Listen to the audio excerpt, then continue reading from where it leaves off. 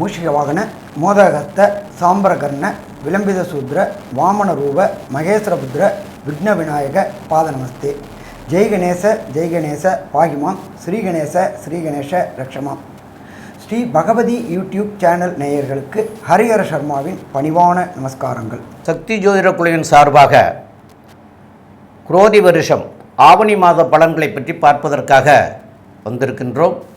அடியேன் சக்தி சோமையாகிய நானும் ஐயா டாக்டர் ஹரிஹர சர்மா ஐயா அவர்களும் டாக்டர் KS ஐயங்கார் அவர்களும் வந்திருக்கின்றோம். இந்த ஆவணி மாதங்கிறது 17/8/2024 முதல் 16/9/2024 வரைக்கும் உள்ள காலகட்டத்துக்கு உண்டானது. அதுக்குண்டான கிரக நிலைகளும் அந்த மாதத்தில் உள்ள விசேஷ நாட்களையும் ஐயா டாக்டர் ஹரிஹர சர்மா ஐயா சொல்லுவாங்க. அனைவருக்கும் ஹரிஹர சர்மாவின் பணிவான நமஸ்காரங்கள். நாம் ஒவ்வொரு மாதமும் மாத பலன்கள் பார்க்குறோம், அதே போல் வருஷ பலன்கள் பார்க்குறோம், அதே போல் கிரக பயிற்சிகள் பார்க்குறோம். ஆங்கில வருஷமும் பார்க்குறோம், தமிழ் வருஷமும் பார்க்குறோம். அதை தவிர மெல்ல செல்லும் கிரகங்கள், விரைவாக செல்லும் கிரகங்கள், சனி பயிற்சி பலன்கள் பார்க்குறோம், ராகு கேது பயிற்சி பலன் பார்க்குறோம், குரு பயிற்சி பலன் பார்க்குறோம். இப்போ கடந்த காலகட்டங்களில் கூட சனி வக்ர பலன்கள் பார்த்தோம். இப்போ நாம் பார்க்க போகிறது ஆவணி மாத பலன்கள். அது என்ன சாமி, ஆவணி மாதத்தில் விசேஷம், ஆடி போனால் ஆவணி வந்தால் நல்லது நடக்கும் அப்படின்றது நம்மளுடைய ஜோதிட சாஸ்திரத்தில் உள்ள வழக்கு மொழி. அது என்ன அப்படின்னாக்க, ஆடி மாதத்தில் 18ஆம் பெருக்கு அப்படின்னு வரக்கூடிய காலகட்டங்களில் நம்மளுடைய உற்றார்கள், உறவினர்கள், சொந்தக்காரங்க, அதே போல் மாமன், மைத்திரன், அத்தை பொண்ணுங்கள்லாம் வரக்கூடிய காலகட்டங்கள். ஒரு தீர்த்த நதிக்கரையோரம், அதாவது புண்ணிய கஷேத்திரம், காவேரி, கங்கா, யமுனா, இது மாதிரி இந்த கஷேத்திரங்களில் இவங்கள்லாம் சந்திக்கும் பொழுது, ஒருத்தருக்கு ஒருத்தர் பார்த்து கொள்ளும் பொழுது திருமணத்திற்கு உண்டான காலகட்டங்கள் அந்த நாள்லேருந்தே தொடங்குது. அதே என்ன சாமி, ஆடியில் கல்யாணம் பண்ண மாட்டாங்களே? ஆடியில் கல்யாணம் பண்ண வேண்டிய தேவையில்லை. நேருக்கு நேர் ஒரு பொது இடத்துல பார்த்து பேசக்கூடிய வாய்ப்பை கொடுக்கறது இந்த ஆடிப்பெருக்கு என்ற 18ஆம் பெருக்கு. இதில் எல்லாரும் பார்த்து பேசி வச்சுட்டு ஆவணி பிறந்த விட்டு நம்ம திருமணத்திற்கு உண்டான வேலையை, நிச்சயதார்த்தத்துக்கு உண்டான வேலையை பார்க்கலாம் அப்படின்னு தொடங்கக்கூடிய காலகட்டங்கள் ஆவணி. ஆவணி வந்தாலே திருமண நாட்கள் தொடங்க ஆரம்பிச்சிடும், மண்டபங்கள், முகூர்த்தங்கள் எல்லாமே வர ஆரம்பிச்சிடும். அப்படி பார்க்கும்பொழுது இந்த ஆவணி மாதத்தில் என்னென்ன விசேஷ தினங்கள் வருது அப்படின்னு பார்ப்போமா? ஆவணியில் பொறுத்தளவுக்கு பிறக்கிறது 19/8, ஆவணி பிறக்கிறது 17/8/2024. உயர்ந்த கிழமையான சனிக்கிழமையில் உயர்ந்த நட்சத்திரமான பூராட நட்சத்திரத்தில் இந்த ஆவணி மாதம் பிறக்குது. இது எது வரையிலும் இருக்குது அப்படின்னு பார்த்தோம்னாக்க 16/9/2024 வரலும் இருக்குது. இதில் விசேஷ தினங்கள் அப்படின்னு பார்க்கும்பொழுது ஆவணி பிறந்த 2வது நாளே ருக் யஜுர் உபகர்மா. அது என்ன ருக் யஜுர் உபகர்மா? வேதங்களில் ருக்வேதம், யஜுர்வேதம், சாமவேதம், அதர்வண வேதம் அப்படின்னு 4 வேதங்கள் இருக்குது. இதை பொறுத்தளவுக்கு இந்த பிராமண சமுதாயத்தை சேர்ந்தவங்க பூணூல் மாற்றி கொள்ளக்கூடிய காலகட்டங்கள். இந்த நம்மளுடைய சமுதாயத்திலே பொறுத்தளவுக்கு ஆண்களுக்கு அப்படின்னு ஒரு பண்டிகை உண்டு அப்படின்னாக்க இந்த உபகர்மா தான். அதுலேயும் பார்த்தோம்னாக்க ருக்வேதத்தை சார்ந்தவங்களுக்கு பூணல் மாற்றி கொள்ளக்கூடிய காலம், எஜுர்வேதத்தை சார்ந்தவங்களுக்கு பூணல் மாற்றி கொள்ளக்கூடிய காலம். சரி, அதுக்கு அடுத்தது பார்த்தோம்னாக்க 22/8/2024 ஸ்ரீ மகா சங்கடகர சதுர்த்தி. இதை தவிர நம்ம ரொம்ப நாளாக ஒருத்தவங்க நினச்சிக்கிட்டு இருப்போம், ஏதாவது ஒரு காணி நிலமாவது வாங்கணும், வாடகை வீட்டிலே கஷ்டப்பட்டுக்கிட்டு இருக்கிறோமே அப்படின்னு நினச்சிக்கிட்டு இருக்கவங்களுக்கு வாஸ்து பூஜை போடக்கூடிய நாள் அப்படின்றது 22/8/2024. அதுவும் டைம் பர்டிகுலராக சொல்கிறேன். இந்த டயத்தில் பண்ணினோம் அப்படின்னாக்க வீடு கட்டுறதுல எந்த விதமான தடையும் தாமதமும் வராது. ஏன்னு கேட்டிங்கன்னா, ஒரு சில பேர் நேரம் சரியில்லாமல் ஆரம்பித்தாச்சு அப்படின்னாக்க அந்த வீடு இழுத்துக்கிட்டே போகும். அப்போ பண்ண வேண்டிய நேரம் அப்படின்றது மத்தியானம் 2:31 மத்தியானம் 4:01. என்ன சாமி, அதில் ராகுகாலம், யமகண்டம், குளிகம் வந்தால் பார்க்கணுமா? பார்க்க வேண்டிய தேவையில்லை. வாஸ்து புருஷன் நித்திரை விடுற நேரத்தில் அது என்ன நாளாக இருந்தாலும் சரி, அது அஷ்டமி, நவமி, பிரதம, கரிநாள், ராகுகாலம், யமகண்டம், குளிகை இதெல்லாம் கவலைப்பட வேண்டிய தேவையில்லை. அந்த டயத்தில் வாஸ்து நித்திரை விடுற நாள் வீட்டுக்குண்டான மனை பூஜை போடும் பொழுது வீட்டுக்குண்டான அத்தனை தடங்கல்களும் கேட்ட இடத்துல பணம் கிடைக்கும், கேட்ட இடத்துல லோன் கிடைக்கும், கரெக்டாக வேலை முடியும். அடுத்தது பார்த்தோம் அப்படின்னாக்க 5/9/2024. இந்த 5/9/2024 அப்படின்றது சாமவேதத்தில் உள்ளவங்க உபகர்மா, அதாவது பூணல் மாற்றி கொள்ளக்கூடிய காலகட்டங்கள். இதை தவிர 7/9 விநாயகர் சதுர்த்தி. நம்மளோட பொறுத்தளவுக்கு தேசத்தை ஒருங்கிணைக்கிறதுக்காக பாலகங்காதர திலகர் அவர்கள் கொண்டு வந்தது விநாயகர் சதுர்த்தி. எப்படின்னு கேட்டிங்கன்னாக்க வீட்டில் ஒரு நாள் வைப்பாங்க. ஆனால் அந்த பொறுத்தளவுக்கு அந்த ஊரில் உள்ளவங்க எல்லாரும் கூடி ஒவ்வொரு தெருமுனைகளையும் விநாயகர் வச்சு விநாயகர் வழிபாடு பண்ணும்பொழுது அந்த மக்களை ஒருங்கிணைக்கக்கூடிய ஃபங்க்ஷனாக கொண்டு வந்தது பாலகங்காதர திலகனால் கொண்டு வந்த விநாயகர் சதுர்த்தி. அது வர்றது 7/9/2024. அதுக்கு அடுத்தது பார்த்தோம்னாக்க 12/9/2024 ஆவணி மாத மூலம். அது ஆவணி மூலம் அப்படின்னாக்க என்ன அப்படின்னாக்க எம்பெருமான் சிவபெருமான் பரியை நெறியாக்கிறது, நெறிய பரியாக்கக்கூடிய நிகழ்வு நிகழ்ந்த காலகட்டம் அப்படின்றது இந்த ஆவணி மூலம். அதுக்கு அடுத்தது பார்த்தோம்னாக்க 15/9/2024 நம்மளோட சகோதரர்களான கேரள மாநிலத்தை சேர்ந்த மக்கள் அத்தனை மக்களும் கொண்டாடக்கூடியது. அது எந்த மக்களாக இருந்தாலும், அது கிறிஸ்தவர்களாக இருந்தாலும் சரி, முஸ்லீமாக இருந்தாலும் சரி, இந்துக்களாக இருந்தாலும் கொண்டாடக்கூடியது பொன் ஓணம் பண்டிகை. இது கேரள கவர்மெண்ட்னாலேயே கொண்டாடப்படுகிறது. இதில் என்ன அப்படின்னாக்க வாமனருடைய ஜெயந்தியும் அன்னைக்கே வருது. அப்படி பார்க்கும்பொழுது இந்த காலகட்டங்களில் இத்தனை விசேஷ தினங்களும் வருது. சரி, அதுக்கு அடுத்தது நம்ம பிறக்குது, ஆவணி பிறக்குது 17/8/2024 அன்னைக்கு கோல்சாரம் அப்படின்னா என்ன அப்படின்னா அன்னைக்கு என்னென்ன கிரகங்கள் எந்தெந்த இடத்துல இருக்காங்கன்னு பார்ப்போமா. பிரகஸ்பதியான குரு பகவான் ரிஷபத்தில் இருக்கார், கூட செவ்வாயும் இருக்கார். கர்க்கடகத்தில் புத பகவான் இருக்கார். அடுத்தது சிம்மத்தில் ஆட்சி பெற்ற சூரிய பகவானும் சுக்கிர பகவானும் இருக்கார். அதுக்கு அடுத்தது கன்னி ராசியில் கேது பகவான் இருக்கார். இதை தவிர கும்பத்தில் சனி பகவான் வக்ரகதியில் இருக்கார். சனி பகவான் வக்ரம் நிவர்த்தி ஆகிறது 4/11/2024. வக்ரம்னா பலம் இழக்கக்கூடிய அது சனிக்கிழவன். அதுக்கு அடுத்தது காலபுருஷ தத்துவத்தின்படி 12வது ராசியான மீன ராசியில் எம்பெருமான் ராகு பகவான் இருக்கிறார். இந்த காலகட்டங்களில் என்ன அப்படின்னாக்க சூரியனும் சனியும் சதசப்தமாக பார்வை பார்க்கறதுனால தொழிலாளர்கிட்ட சின்ன சின்ன பிரச்சனைகள் வர வாய்ப்புகள் உண்டு. இதை பற்றி நம்ம விரிவாக ஒவ்வொரு ராசிக்கும் பலன் பார்க்கும்பொழுதும் பார்ப்போமா. அன்பார்ந்த மீனராசி என்பர்களே, உங்களுக்கு இந்த ஆவணி மாதம் எப்படி இருக்குன்னு பார்க்கலாமா. உங்களுடைய ராசியிலேயே ராகு பகவான் இருக்கார். ராகு அப்படின்னாலே பிரம்மாண்டம் பிரம்மாண்டம் பிரம்மாண்டம். இந்த மாதம் உங்களுக்கு தோன்றுகின்ற எண்ணங்கள் அத்தனையுமே பெரிய பெரிய எண்ணங்களாக இருக்கும். அதாகப்பட்டது Ambani range, Adani range, Bill Gates range, இதை மாதிரி எண்ணங்கள் தோன்றும். சரி சாமி, தோன்றினதெல்லாம் செயல்படுத்த முடியுமா அப்படின்னா கண்டிப்பாக செயல்படுத்த முடியும். ஏன்னா உங்களுடைய ராசிநாதனான குரு பகவான் 3ஆம் இடத்துல கம்யூனிகேஷன் பாவத்தில் இருக்கார். அப்போ நீங்கள் கொண்டு போகணும்னு நினைக்கிறத கரெக்டாக உங்களுடைய ஃப்ரெண்டு வட்டாரத்துலையும் சரி, உங்களுடைய நட்பு வட்டாரத்துலையும் சரி, உங்களுடைய தொழில் வட்டாரத்துலையும் சரி, அதை கரெக்டாக பிரீஃபாக கரெக்டாக டிஃபைன் பண்ணுவீங்க. அப்போ டிஃபைன் பண்ணும்பொழுது எண்ணிய எண்ணங்கள் செயல்படுத்துறதுக்கு நம்மளுடைய செயல்பாடுகளுடைய முறை கரெக்டாக இருக்குது. கூட செவ்வாய் இருக்குது. நாம் பேசுகிறது எப்பொழுதுமே செவ்வாய் அப்படின்னாலே அடித்து பேசுறது, நடக்காததே நடக்குன்னு பேசுவாங்க, நடக்கிறதையும் நடக்காதுன்னு பேசக்கூடியது இந்த செவ்வாயோடைய தன்மை. அப்போ குருவும் செவ்வாயும் சேர்த்து குருமங்கள யோகமாக ஆகி உங்களுக்கு 3ஆம் இடத்துல 2ஆம் இடத்ததிபதி செவ்வாயும் சேர்ந்ததுனால தொட்டதெல்லாம் தொடங்கக்கூடியது, வச்சதெல்லாம் விளங்கக்கூடிய காலகட்டங்கள். அப்போ பிரம்மாண்டம் பிரம்மாண்டம் பிரம்மாண்டம். அடுத்தது 5ஆம் இடம் அப்படின்ற இடத்துல புத பகவான் இருக்காரு. புத பகவான் நல்ல நிலையில் இருக்கிறாரா? நல்ல நிலையில் இருக்காரு. அவர் 4 அவர் 5ல் இருக்காரு. இதுவரையிலும் சந்தான பாக்கியம் கிடைக்காதவங்களுக்கு சந்தான பாக்கியம் கிடைக்கக்கூடிய வாய்ப்புகள் உண்டு. அடுத்தது 6ஆம் அதிபதியான சூரியன் 6ஆம் இடத்துலயே இருக்கார். நம்ம 6ஆம் இடத்துல 6ஆம் இடத்ததிபதி வலுவாக இருக்காரு அப்படின்னாலே இந்த மீனராசியை சேர்ந்த அன்பர்கள் அல்ல மீனராசியை சேர்ந்த மாணவர்கள் அரசு தொடர்புடைய உத்தியோகங்கள் என்னென்ன அப்படின்னு பார்த்தோம்னாக்க யூபிஎஸ்சி தேர்வு, ஐஏஎஸ், ஐபிஎஸ், ஐஎஃப்எஸ், இந்த தேர்வு இந்த ஆவணி மாதத்தில் எழுதக்கூடிய நண்பர்களுக்கு வெற்றி வெற்றி வெற்றி கிடைக்கக்கூடிய வாய்ப்புகளும் உண்டு. அதை தவிர டிஎன்பிஎஸ்சி தேர்வு எழுதக்கூடியவங்களுக்கும் வாய்ப்பு உண்டு. ஏன்னா ஆட்சி பெற்ற சூரியன். அப்போ அரசு தொடர்புடைய உத்தியோகத்துக்கு உண்டான தேர்வு எழுதினா தேர்வில் ஜெயிச்சு அரசு உத்தியோகத்தில் செலக்ட் ஆகக்கூடிய வாய்ப்புகளும் மிக மிக அதிகம். அடுத்தது 7ஆம் இடத்துல 6ஆம் இடத்துல இருக்கிற சுக்கிர பகவான் நமக்கு ஆரம்பித்து ஒரு 10 நாள் மட்டும்தான் அங்கே இருக்கிறாரு. அதுக்கு அடுத்தது 7ஆம் இடத்துக்கு வராரு. 7ஆம் இடத்துல கேதுவும் சேர்ந்து இருக்கிறாரு. இது என்ன ஒரு விசேஷம் அப்படின்னாக்க நீச்சமடைஞ்ச சுக்கிரன் அப்படின்னு விட்டு நம்ம பயப்படுவோம். திருமண வாழ்க்கையில் பிரச்சனை வந்துருமோ, அப்படி வந்துருமோ, இப்படி வந்துருமோன்னு பயப்படவே வேண்டிய தேவையில்லை. உங்கள் ராசிநாதனான குரு பகவான் தன்னுடைய விசேஷ பார்வையான 5ஆம் பார்வையாக 7ஆம் இடத்தை பார்க்கறதுனால திருமண தடைகளும் தாமதங்களும் விலகி, சாமி நானும் ரொம்ப நாளாக பார்த்துக்கிட்டே இருக்கிறேன் அப்படின்னு சொல்கிற மீனராசிக்காரங்களுக்கு, அது ஆணாக இருக்கட்டும் அது பெண்ணாக இருக்கட்டும், இந்த ஆவணி மாதத்தில் நிச்சயதார்த்தம் வாங்கக்கூடிய வாய்ப்புகள் உண்டு. இந்த இயர் எண்டுக்குள்ளார திருமணம் நடக்கக்கூடிய வாய்ப்புகள் உண்டு. ஏன்னா பிரகஸ்பதியான குரு பகவான் 11/5/2025 வரலாம் அங்கே இருக்கார்.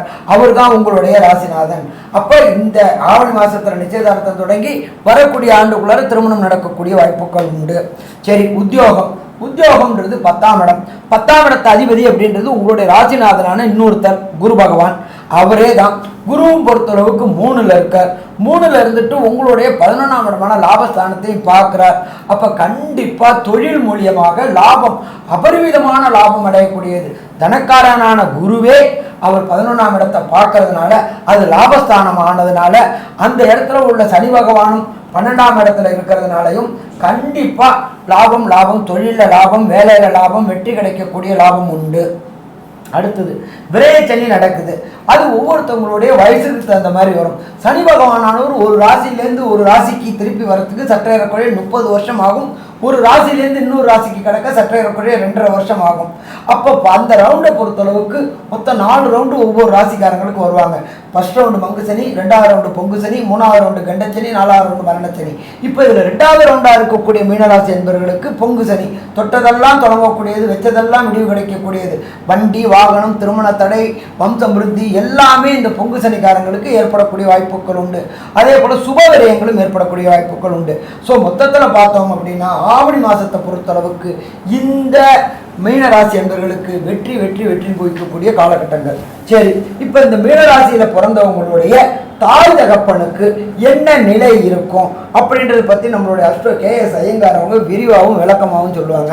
ஐயா, அற்புதமாக சொன்னீங்க. மீன ராசியை பொறுத்தவரையிலும் ராகு இருக்கிறது பெரிய விசேஷம். இந்த ராகு பகவான் இருக்கிறதுனால இம்போர்ட் எக்ஸ்போர்ட் பிஸ்னஸ் பண்ணுறவங்களுக்கு, அதாவது ஏற்றுமதி இறக்குமதி கடல் வாணிபம் பண்ணுறவர்களுக்கெல்லாம் பெரிய ஏற்றம் கிடைக்கும். தங்கம் மற்றும் தங்க ஆபரணங்கள் செய்யக்கூடிய, நகாசு வேலைகள் செய்யக்கூடியவர்களுக்கு பெரிய ஏற்றம் கிடைக்கக்கூடிய காலகட்டமாக இருக்குது.